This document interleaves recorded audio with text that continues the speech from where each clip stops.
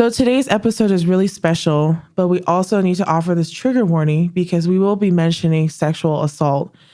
Now, we have created this podcast show in mind for all people, all ages, all races, and all backgrounds. Yet we know that because of this topic, it may be very sensitive for some of you. And especially if you are a parent, we would advise that you listen to this episode first to see if this would be appropriate for your children to listen to. Mia, Can you guess what Disney movie this is from? I'm going to sing you a song. Okay, I'm ready. We don't talk about Bruno, no. We don't talk about Bruno. That's from Frozen. I'm just kidding. And we know it's all from Encanto, right? That's like the best movie out right now. Okay. So yeah, that's from Encanto. Isn't it crazy how much that song just like blew up? It was like top of the charts. It's on t-shirts, cups, everywhere. On the streets and cars and with everybody in their homes on their TVs. Girl, I've been hearing it everywhere. Because it resonates. It does. Resonates with people. Yes. And you know who we really don't talk about? Who? It's Abuelo Pedro. I want to know more about who he is. What happened to him? What's his life story? But we don't even talk about that in the movie. Who were those guys on the horses? Yeah. Why were they chasing him? Why did he have to die? And not talking about certain people in our family history is a perfect example of what not to do. And that's what we're going to be discussing today.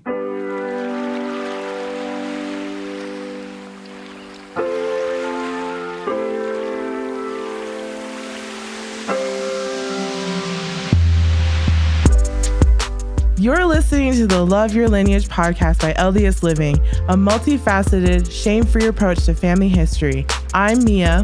And I'm Michelle, and we want to help you find your space and claim your place in your family history story. So, Mia, how many times have you seen Encanto? Too many to count. I think that is all of America and beyond. We have all seen, listened, what the danced, kids are watching nowadays. Celebrated Encanto.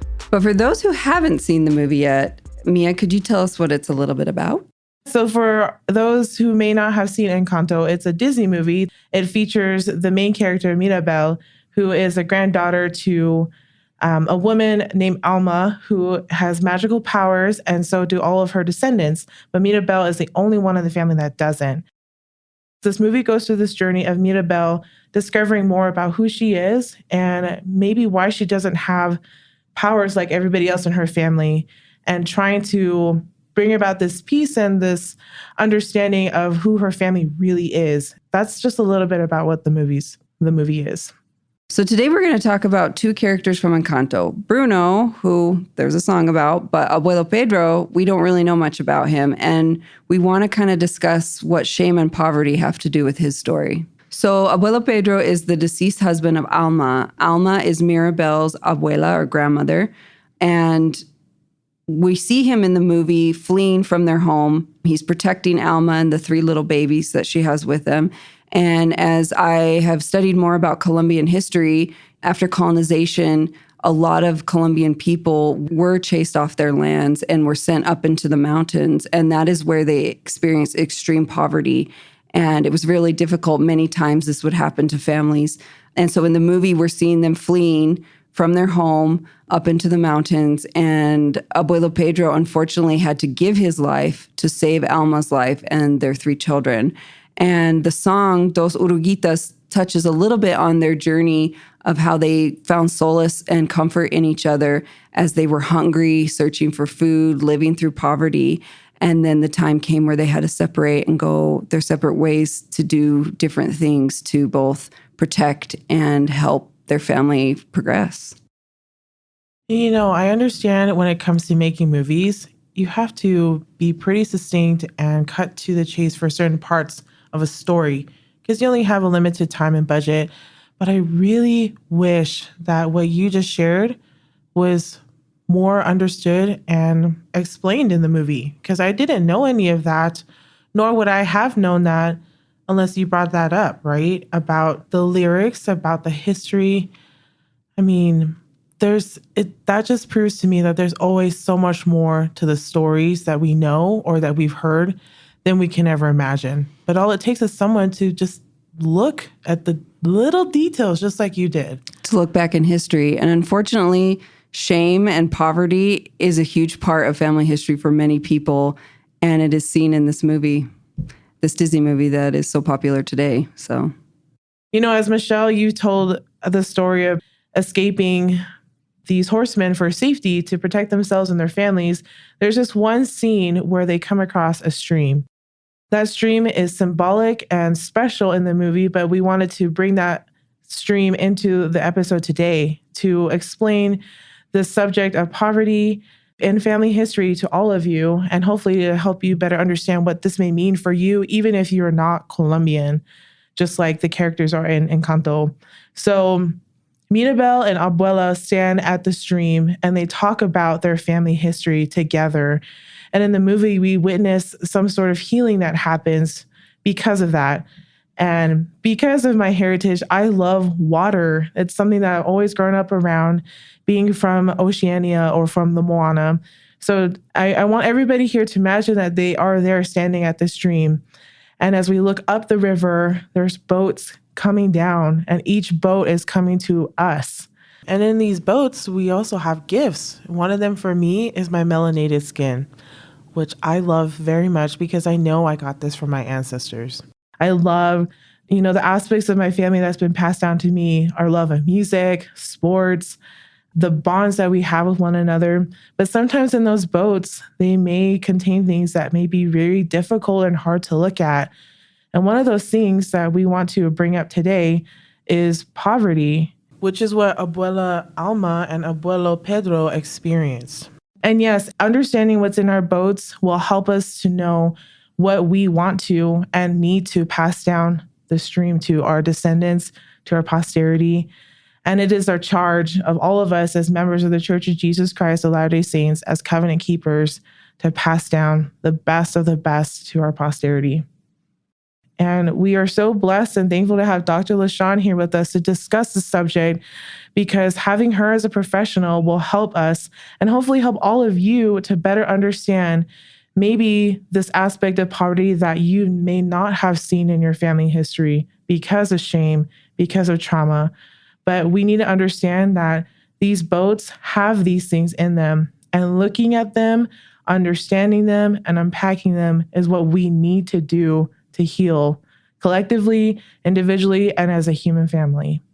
Beautiful. Okay. Yeah. Dr. LaShawn, thank you so much for being here. And I think this is an opportunity for anyone listening. Like, we're going to do some unpacking today. So thank you for being here and guiding us through that. Thanks for having me. I'm really excited to participate and contribute to this conversation. Can you give us a little background about who you are and where you're from? I'm LaShawn Williams. I am a military kid, so I've lived in a lot of different places. Utah is where I've lived the longest in my life. I am a clinically trained social worker, so I provide mental health therapy services to individuals, families, groups, couples, kids. I am a consultant and a trainer in all things justice, equity, diversity, and inclusion oriented. And I like to come hang out with cool people and talk in microphones, on podcasts, and on TV screens. So, Yes! Would you mind giving us a little bit of your family history background? Yeah, I would. We're coming up in the next couple of days. We're actually going to be honoring my mother as the first full professor who is Black at the university where she teaches, right? Wow. And so Amazing. she is the first, right?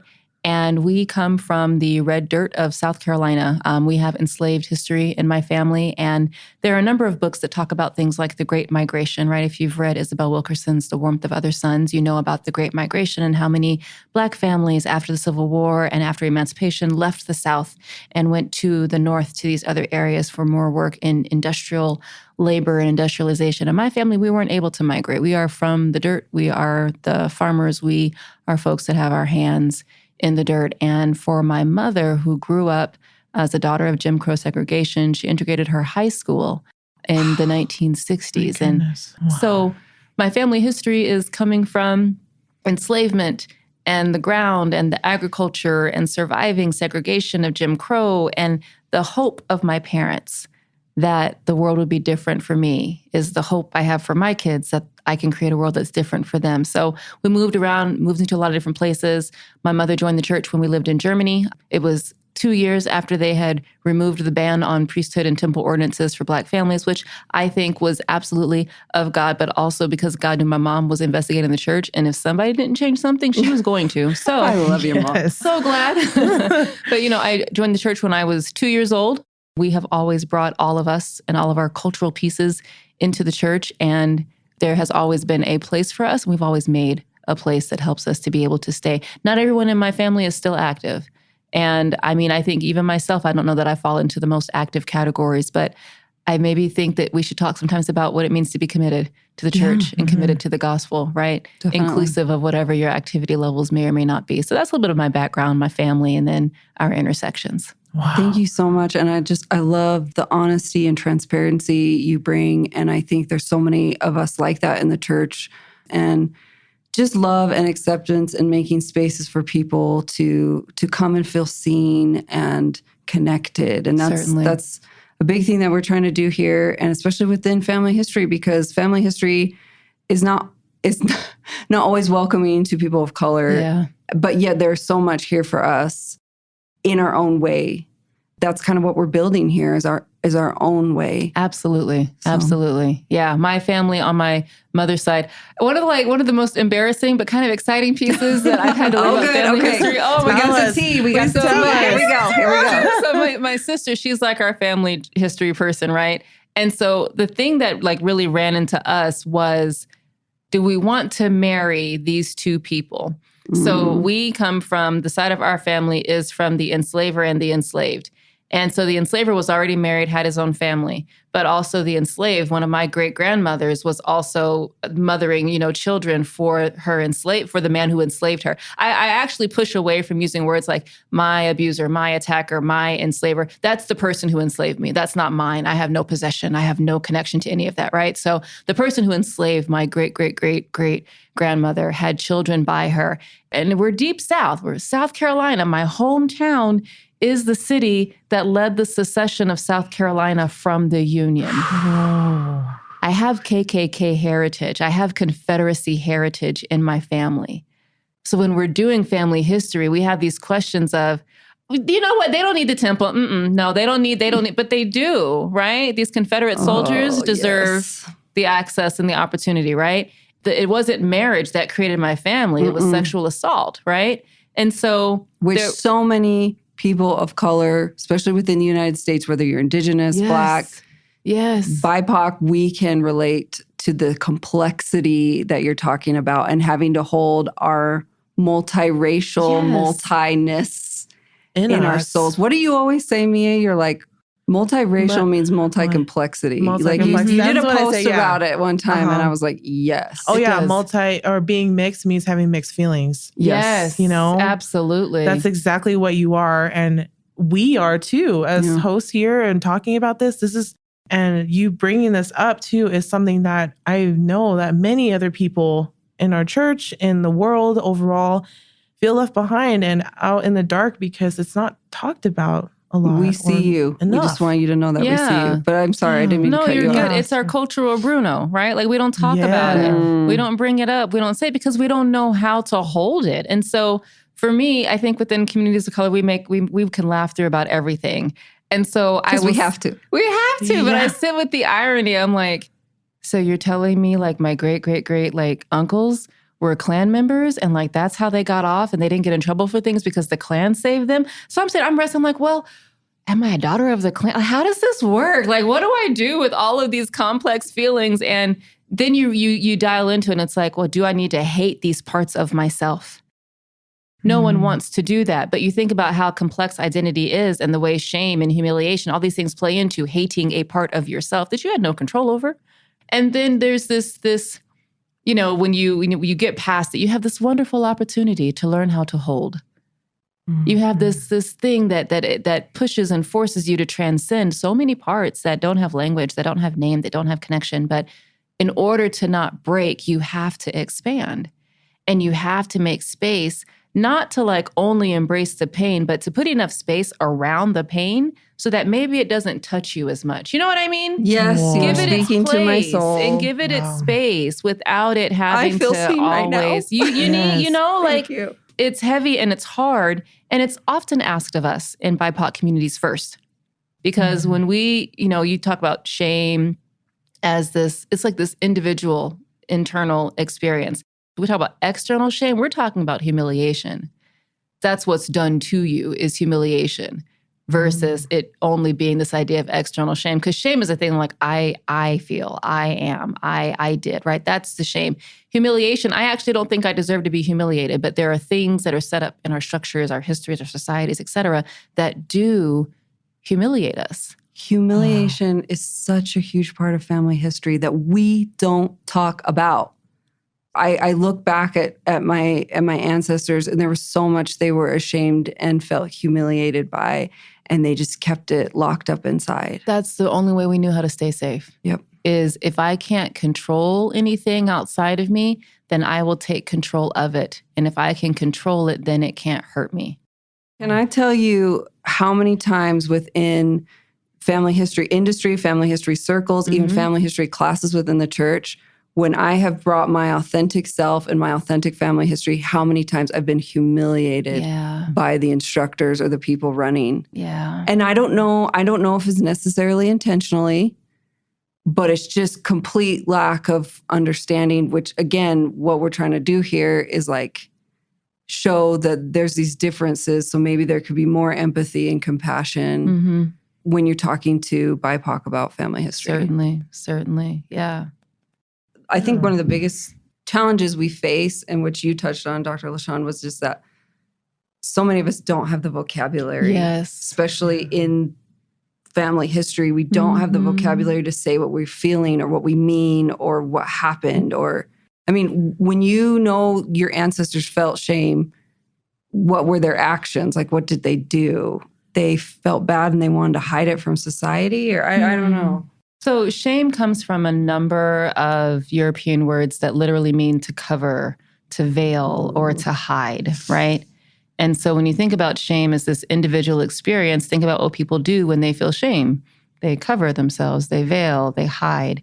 And so specifically when we're talking about shame, we're talking about this feeling, this felt sense of unworthiness to be in connection or in relationship with other people, despite desperately wanting to connect with people.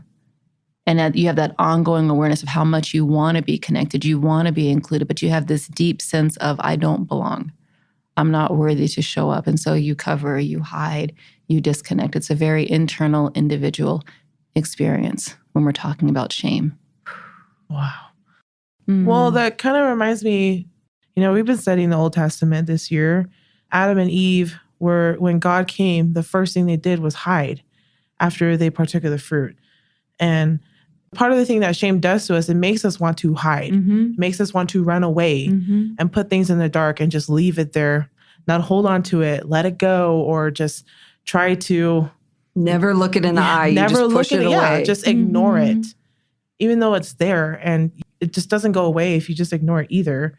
So even though Bruno's literally hiding in the walls, watch he the can movie. see, like he's still there. Yeah, he's still there. He's still present. Okay, so I have a couple questions for you, Dr. LaShawn. So this might be a little change, but I think it's in the same vein of what we're talking about.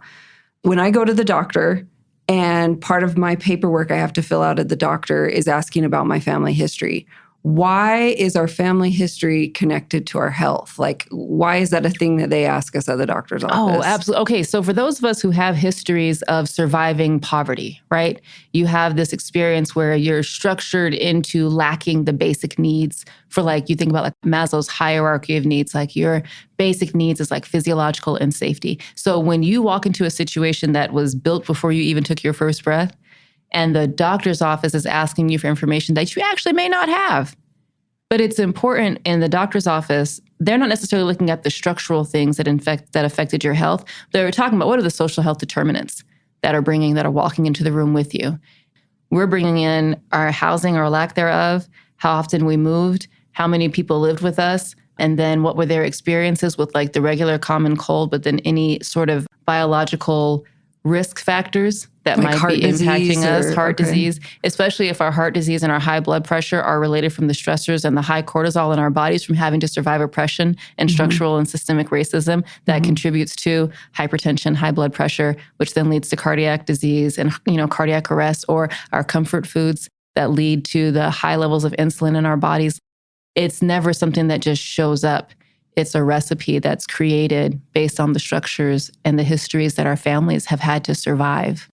So you're saying that the science is backing up that living in poverty is literally affecting our physical bodies. Literally. It affects our anticipated lifespan for people in all genders and within all racial categories. You can trace it into the foods that we're eating, the places where we're living, the access to fresh foods and types of foods that we have, and the sorts of bodily ailments that are overrepresented in certain populations. And a lot of Black, Indigenous, people of color communities, we have an overrepresentation of some health issues because of how it's structurally and socially determined based on where we are able to live, if we can or can't migrate from where we are. And then once you've migrated, it's no guarantee that you're actually in a better place, you're in a different place, but you may not be in a better place. And you're starting at square one. You're starting at square one again. And those bodies are picking up on the fight or flight response. Those bodies are picking up on the anxiety. Those bodies are picking up on the trauma. And now that's our baseline. Our baseline is responding to trauma, responding to the anxiety. And so, of course, it's going to influence the ways we show up, how we eat, how we experience comfort. And experiencing comfort is different from being able to create comfort. And so much of our genealogy work is about creating our stories based on the experiences that we're learning people have had. The genealogy work in our communities is so difficult because we're doing the work of not just one generation, the one that we're living in. We're doing the work of generations that came before us, and we're preparing for the generations that we're raising and that will come after us. And it's all happening in one person. It's heavy, heavy work. It's beautiful, it's blessed, it's consecrated, it's responsible, but it's so heavy. It's genealogical consciousness. Yes. I think another thing that's important when we talk about people living in poverty, I think there's this stigma or this idea in our head, like there's something wrong with them, they're lazy, they don't want to work. And I think science is showing that people that live in poverty has nothing to do with their work ethic or who they are as people. It has everything to do with resources. And we know that about our ancestors. We know that they were as hardworking and as honorable as anybody. They just didn't have this access to the right resources that we all need as human beings. Makes me think of, like, within family history, this idea of bootstraps, right? Pulling up your bootstraps, get your bootstraps on. And I think of both sides of my family lived in sometimes abject poverty, but most of the time just under the poverty, not resourced. They didn't have access to resources. And I think about one of my great-grandfathers who immigrated to the United States from Sweden. And a lot of people don't know there was a lot of racial bias against Swedes at that time. And he wrote in his journal, "Those were the days of poverty and humiliation I would like to forget." And so in asking my family, I said, well, how did they get out of poverty? How did they go, from first-generation immigrants to where our family is now? And my relative was like, oh, he, kind of the bootstrap thing. He was able to do it. But then in researching, I realized, no, people in his community gave him a chance. They gave him jobs through his connection with the LDS church. He had access to resources. He was able to get an education. He went to school, and then he became a teacher. And, our family, depending on the family line, some of us did get all the way out of poverty. Unfortunately, like my direct line, we did not. It's something to think about, that like community and caring and empathy and these Christ-like values that we cherish, that is what gets us out of poverty.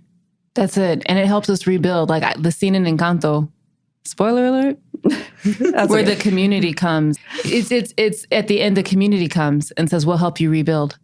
And it's okay. Like, they were heralded as like this magical, amazing family that could do all these very, very cool things. And even when they lost all their coolness, community said, we'll come, we'll help you rebuild because you've always been a part of us. We don't need you to produce and to be cool, to be community. So looking at that and seeking it, like we come from cultures and histories that have seen each other and have said, hey, if you succeed, I succeed. And I think we come from communities too that say, listen, I'm not going to make it out, but if I can help you get out, I've done my part.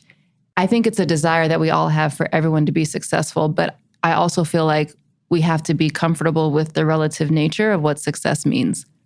I think we all have heard the stories of people, we go off, we serve our missions, we come back, and they lived in poverty, but they were so happy. Yes, that is something that you notice. Have you wondered why? And what have you thought about doing so they can be happy and not living in poverty, right? But we allow that to absolve us of doing any extra work. And I don't even know if we're bringing up and discussing like oral history traditions compared to written history traditions. And when we lose the voices of our communities that share things through story, not through writing, then how do we hold on to it? And what does it mean and how does it matter? And we have indigenous ways of holding on to it. And we always name it, even if we don't write it. And there's just so much beautiful, expansive room that we can be bringing into this work of genealogy. And I hope we're able to do more of that. And, you know, as a professional genealogist that specializes in oral histories, I've seen what happens when we don't make room for those oral traditions that are passed down. For example, my Samoan grandma passed away in December. And since she's passed, unfortunately, I've learned more about her than I have when she was alive, because a lot of things have come out from the dark. One of them being that when my grandma was a child, she went to a different family who had more resources in Samoa that could help her. So her basically almost adoptive mother taught her how to dress well, taught her how to present herself in society, how to be ladylike, and basically have this social crown on her head that she didn't have in her biological family.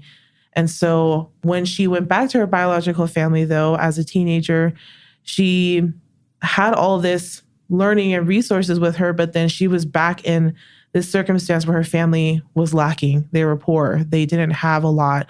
And so she left her family to come to the States to create a better, I guess you can say, a better life for her, where she could have resources and send them back home. And that's how she was able to bring her family one by one from Samoa to LA.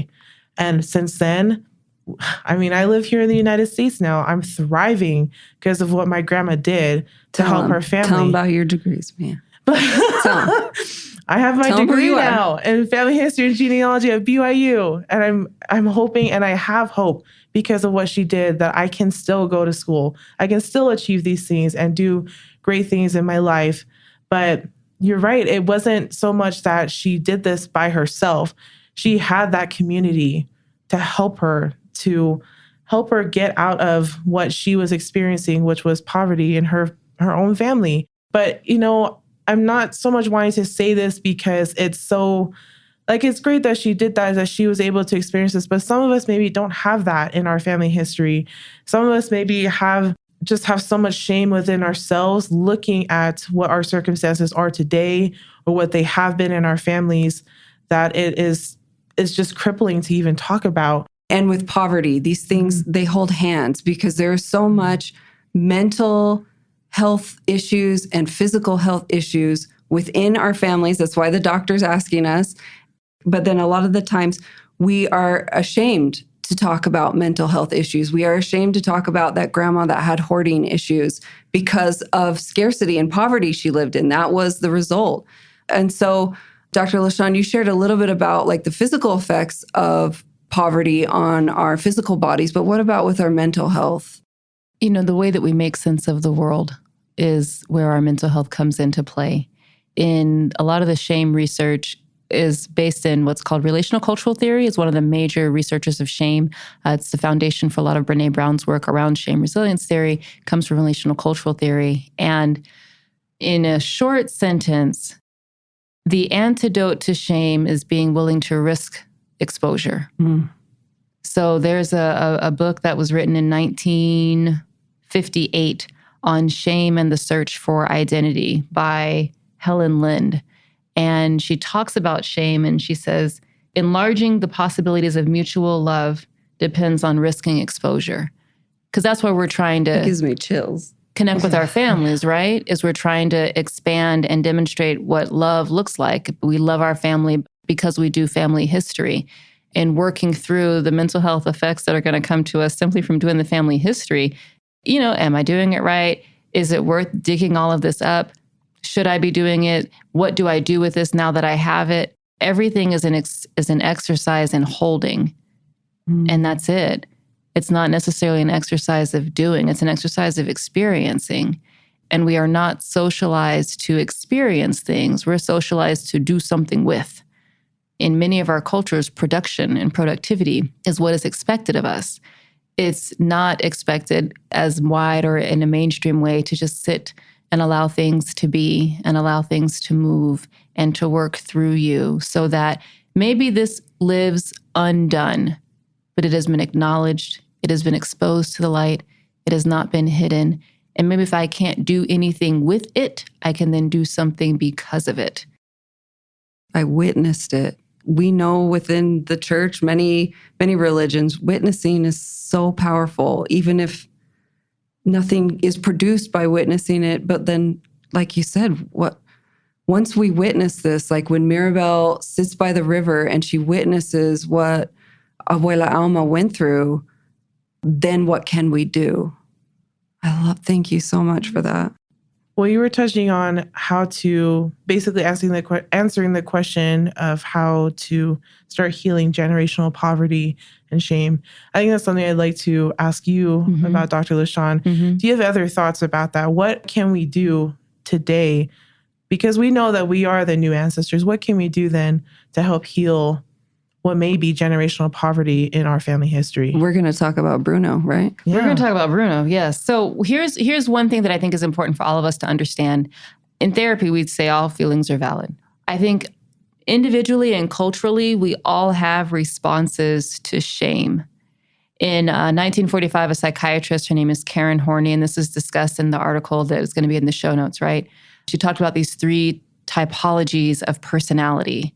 And the folks with relational cultural theory have applied her theory of personality types to how we respond to and interact with shame. There's 3 things we can do. We can move away from shame that as we experience it individually, humiliation culturally, right? And you think about the ancestors we know who move away. They disconnect, they separate, they withdraw, they silence themselves, they make themselves invisible. It doesn't exist. There's many people in the church, you say the words family history and they know that it's filled with shame, and so they are gone. They're gone. Yeah. They move away from it, right? Yes. Their relationship with shame is to move away, to remove themselves from the process, right? Then there are some of us who move toward it. And this is like, if you think about our people pleasing, we still keep secret. We still keep things away, but it's like, oh, I will show up and I will do it. And I will just skip the parts where I can't figure out how to do the paternity or the maternity parts of this, but I'm going to show up because I want to do the right thing. I want to check the box. I want to be there and I want to be included. I want to be safe, but I'm still not able to really be authentic because the shame is still there, right? So you can move away, you can move toward to try and create some inauthentic connection, or you can be angry and you move against and you fight and you're upset and you're resentful and you rage because it's not fair. I shouldn't have had to go through this. We shouldn't have had to experience this. And what do you mean I have to do family history? You're the reason my family history is this way. All 3 of those personalities exist within us individually, but even culturally, right? Who will tell us, no, I'm not reading that. I'm not doing that. Don't even go look at that because that person was an evil monster. We move against it. We fight it because none of it feels good. But if you can get to a place where you recognize that shame is a signal to come closer and to move in towards connection and having somebody else hold it with you, away from silence, away from secrecy, away from judgment. If you can see shame as a signal to move towards deeper connection rather than moving away from it, there's the healing. Some of us, maybe we sit on the shore and it's like, you know what, leave this stuff behind. You go forward. I'll watch this. I'll make sure it doesn't come after you. I'll make sure it doesn't come get you. I'll guard this. We have guardians in our lines who said, I will hold this and protect you from it, right? Ooh, I know. Felt that. It's getting real. Yeah. Well, I think we have it. You know, we have those grannies, those aunties. We have those men in our family who will refuse to let any of that stuff come up. And it's like, I need to let you be a protector. I get it. I wish it was different. I wish I could help you heal this piece, but I'm okay. And I have had to learn and find ways to not be angry at somebody that needed to hold a secret because they wanted to try and protect me from something. I've just been able to honor that that was the best they could do with what they had. Okay, I get it. You can hold on to that. I will continue to move forward. You know, I think about my ancestors. I'm like, I'll sit. I couldn't have been enslaved. Like, but how did they do it? How did they do it? How did they know? And then like I will sit at my altar with my ancestors, and I will be like just like prostrate on the floor, just bellowing like, how did you do it? And how? And then I feel guilty. I'm like, and here I am worried about this thing, and you went through so much. And they say, yeah, we did. And we did it so that we could watch you. And I'm like, okay, I'm sorry. And it's just, when you really get into your ancestor work, however it is you're doing it, right? You know what it sounds like to hear them. You know what it feels like to feel them. And in my lowest points, they show up and I'm like, this is amazing. It's not even for or against whatever I have experienced in the temple, but being able to bring that temple experience into my home and have that sacredness in a different kind of way, like, I am so grateful. And the expansion that I'm able to have, which allows my uncles and the men in my family and the women in my family who had to survive so many things, I will let you hold it. I will honor what you had to survive and that maybe I will never have words for. I will continue to try and move and create and give this forward because that sounds like that's what you want me to do. So, and I appreciate and I say, okay, what can I do with what I have? Because there might be some things that I'm also going to try and protect someone from too, because maybe I'm not ready. But if we can recognize that shame is a signal to move closer and to find ways to risk exposure, create connection, and it's in connection that we heal so that we can create something to help us continue to move. Chills. Wow. Amen to everything you said. You know, as you're talking, it made me think of Dia de Muertos and when you build an ofrenda or an altar. It's an indigenous holiday with deep indigenous roots, which was then mixed together with Christianity. And within the temple, you're offering them something. You're saying, I would like to offer you. And so many of my ancestors, because we all have bad actors in our family. We all have those bad actors. It's so hard to know how to acknowledge them or connect with them, or do we even want to? And I just want to validate that that's okay if you don't. But on the ofrenda, I'm offering you, I'm just like, let go of the shame. I see you in your complexity of who you are, and I still love you. And I see that you have held back that thing. And, I won't know all the reasons why, but I know the truth now, and I love you. And I give that to so many of my women ancestors who just kind of were erased from history. I don't even know their names, but I know they held great shame because it got passed down in the boat. I know it came on the boat. But to read my great-grandfather's words about being in poverty and being humiliated, to see it written out in words was really powerful for me. It brought me curiosity because as a multiracial person, there is a huge difference between European family history and family history of Black and Indigenous peoples. So to see one of my European ancestors talk about humiliation and poverty and shame was so shocking to me. And I got curious about it. And that's where I found out about so many things, such as when Swedish, Irish, and even Italian immigrants came to the United States, they weren't considered white. So I started to piece together what happened with him. My curiosity over this expanded my mind on not only my own family history, but world history. And I think that is just such a powerful thing that comes to us from family history. But then it also, is it expansive, but it also brings it in to where I saw what happened to my great-grandfather, and I have seen and felt within my own body the generational effects of poverty and shame and humiliation. And then I can look at other people, recent immigrants, and want to help relieve their pain. And I think that's the power of family history, is that it can span generations through history, but then it also can be very personal and have you reach out to the person next door in your own community who seems so different from you and yet not. Because somewhere in our family line, we have experienced the same thing as that other people have experienced. And knowing that gives us a greater well of compassion and empathy for people around us. Absolutely. Thank you, Michelle and Dr. LaShawn, for everything that you shared. As we were all talking and as I was listening, it's brought me again to the story of the stream that we saw in Encanto, and the stream that we are all spiritually, mentally, physically, emotionally standing at today. As all of us receive our boats coming downstream, and again, this boat is a visualization of what our ancestors are passing down to us. We are inheriting everything from the good and the bad. We unpacked a lot today about poverty, but there may be other things too in your family history that you are still unpacking. In thinking about this, looking at my boat, I have experienced so many different emotions, happiness, joy, but definitely I've experienced a lot of shame and externally humiliation.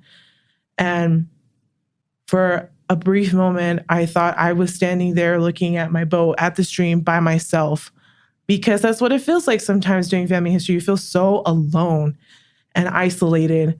But the question that came up was, do you really think you're standing there by yourself?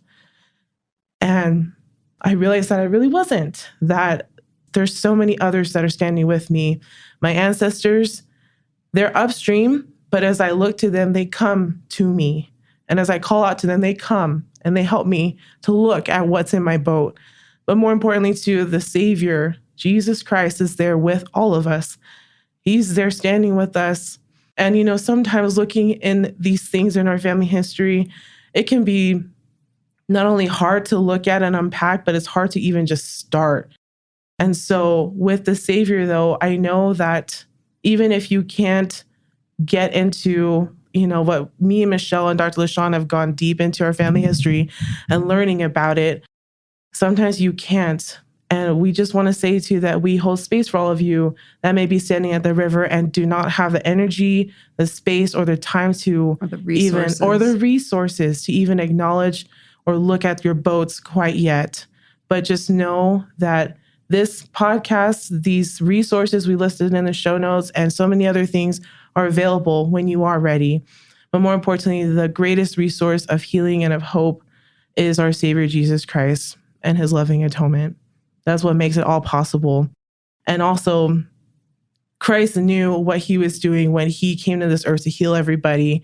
He knew that everybody would be standing downstream too, all of us. So he took upon him everything so that he could pass down the best gifts to all of us. And now it's our charge to do the same, to pass down the best gifts, the best that we can do. Sometimes it's not going to heal everything that we do, and that's okay. Just simply acknowledging, simply starting, and continuing maybe what the legacy we've been given from our ancestors is all that we can do. We're in a chain. We're in a line. You're not alone. This is a family work, not an individual work. It's a family effort.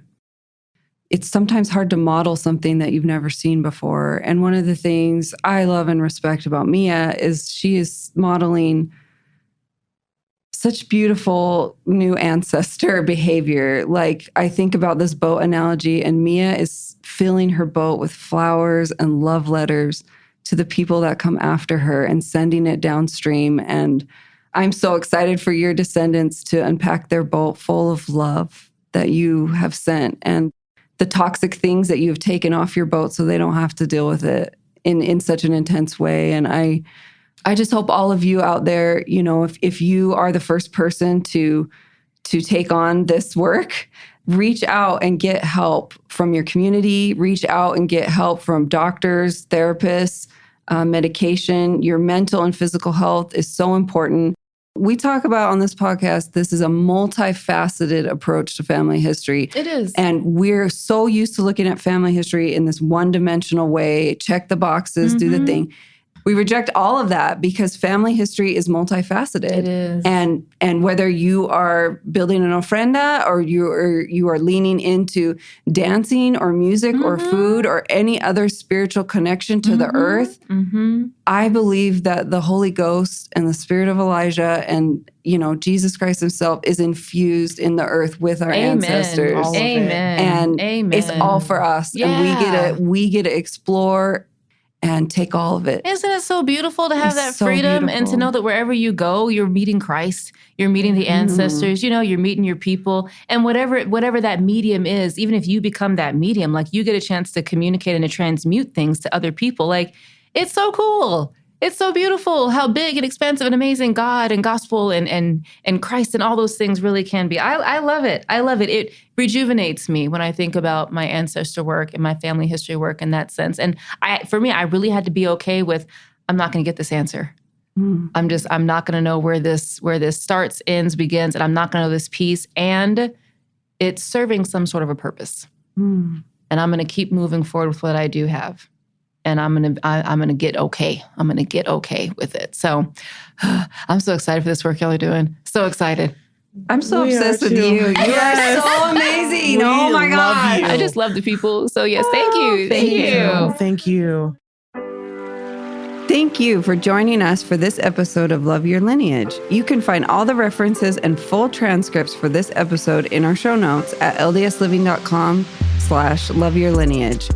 And if you love this episode, please, please, please leave us a review or a rating. This episode was hosted by me, Mia, and the lovely Michelle. It was produced and edited by Erica Free and Katie Lambert, and mixed by Mix at 6 Studios. Thank you for being with us today, and we hope you feel empowered to love your lineage and to embrace your authentic family history story.